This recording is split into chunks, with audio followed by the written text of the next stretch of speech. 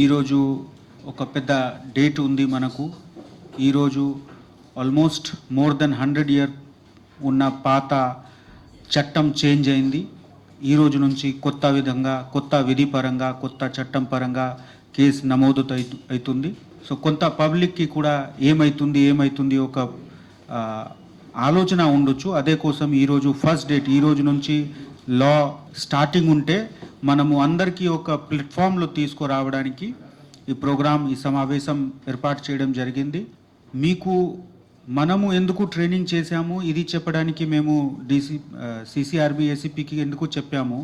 కొత్త ఉంటే అందరి కోసం కొత్త, మీకోసం కొత్తది, మా కోసం కొత్తది. నాకు ఒకటే, నేను ఢిల్లీలో ఉన్నప్పుడు ఎప్పుడు కమిటీ స్టార్ట్ అయింది, ఆ కమిటీ ఫార్మేషన్ మేము ఏ ఆర్గనైజేషన్లో ఉంటే ఆ ఆర్గనైజేషన్ నుంచినే స్టార్ట్ అయింది.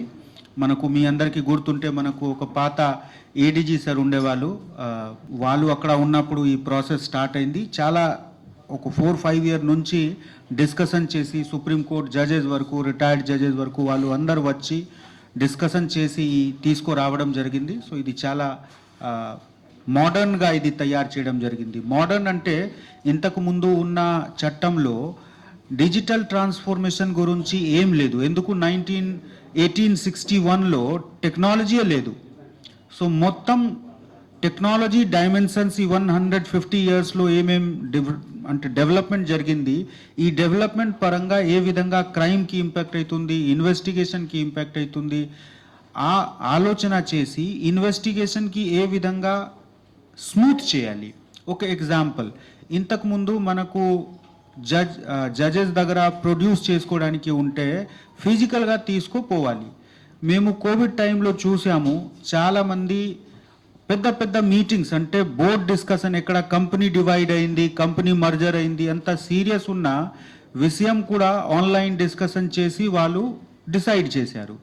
సో ఇదే మనము ఇప్పుడు లాలో కూడా తీసుకువచ్చాము. ఇప్పుడు ఈ కొత్త లాలో అన్ని modern equipment, digital evidences, digital processes గురించి బాగా ఆలోచన చేసి అందరికీ వాళ్ళకి రెస్పెక్టివ్ ప్లేస్లో పెట్టడం జరిగింది. క్రైమ్ ఉంటే క్రైమ్ భాగంలో, ప్రొసీజరల్ ఆస్పెక్ట్ ఉంటే ప్రొసీజరల్ భాగంలో, సాక్ష్యం ఉంటే సాక్ష్యంకి భాగంలో. ఆ విధంగా ఇది ఒక ఇంటిగ్రేషన్ చేయడం జరిగింది. ఇంతకుముందు ఏముండేవాళ్ళు, ఒక లా తీసి సపోజ్ ఐటీ యాక్ట్ ద్వారా కొన్ని ఎవిడెన్స్ తీసుకురావడం జరిగింది, కానీ వాళ్ళు ఒక అడిషనల్గా అంటే స్టెప్ని అలాగా ఉండేవాళ్ళు.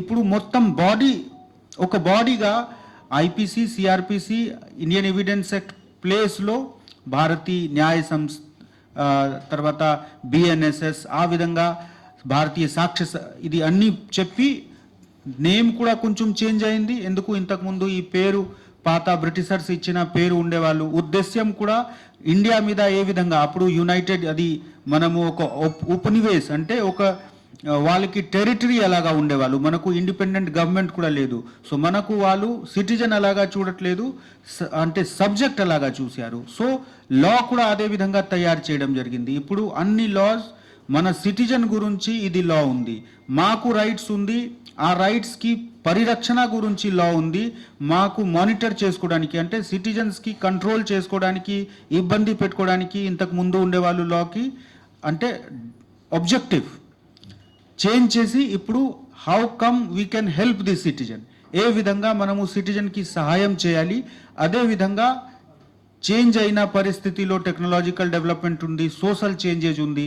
ఈ అన్ని సోషల్ చేంజెస్, టెక్నాలజికల్ చేంజెస్కి ఇన్కార్పొరేట్ చేస్తున్న ఈ లాస్ తీసుకురావడం జరిగింది. ఇండియన్ ఎవిడెన్స్ యాక్ట్ నుంచి మనకు ఇప్పుడు అయిపోయింది భారతీయ నాగరిక సురక్షా సంహిత సిఆర్పిసి ప్లేస్లో భారతీయ న్యాయ సంహిత బిఎన్ఎస్, ఐపీసీ ప్లేస్లో భారతీయ న్యాయ సంహిత ఉంటుంది. చేంజెస్ ఉంది. చేంజెస్ అంటే ఇంతకుముందు మేము జనరల్ డిస్కషన్ క్లాస్ రూమ్లో ఎట్లా చెప్తున్నాము ఆ విధంగా మీకు చెప్తాము. ఇప్పటి వరకు అంటే ఒక మర్డర్ ఉంటే ఒక సెక్షన్ మర్డర్కి 302లో, వేరే 307లో, వేరే సెక్షన్స్లో ఉండేవాళ్ళు. ఇప్పుడు ఏం చేయడం జరిగింది, ఫస్ట్ ఆలోచన చేయండి ఎంత పెద్ద జడ్జ్మెంట్ ఉంది. ఫస్ట్ ఆఫ్ ఆల్ సొసైటీలో ఎవరికి ఎక్కువ పరేషాని ఉంది, మోస్ట్లీ మనకు 100 కేసెస్ ఉంటే 50 కేసెస్ ఉమెన్ అండ్ చిల్డ్రన్ గురించి ఉంటుంది. వాళ్ళకి మనము చాలా లాస్ట్లో ఇంతవరకు పెట్టాము. ఎందుకు అప్పుడు బ్రిటిష్ గవర్నమెంట్లో ఇది కన్సర్న్ లేదు. సో ఇప్పుడు ఉమెన్ అండ్ చైల్డ్ సెక్షన్కి ముందు తీసుకురావడం జరిగింది.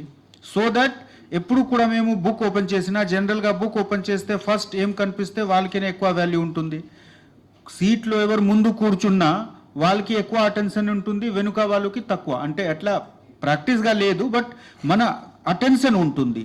Crime against women and children is the very important section ముందు పెట్టడం జరిగింది.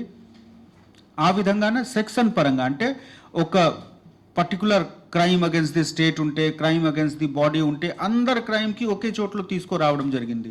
సో ఇంతకుముందు మనకు సిఆర్పిసి ఐపీసీ మాస్టర్ చేయడానికి 10 సంవత్సరం కూడా తక్కువ ఉండేవాళ్ళు.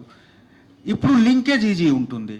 మీరు ఒకసారి సెక్షన్ ఓపెన్ చేసిన 1, 2, 3, 4 అన్నీ ఒకేసారి క్లియర్ అయిపోతుంది.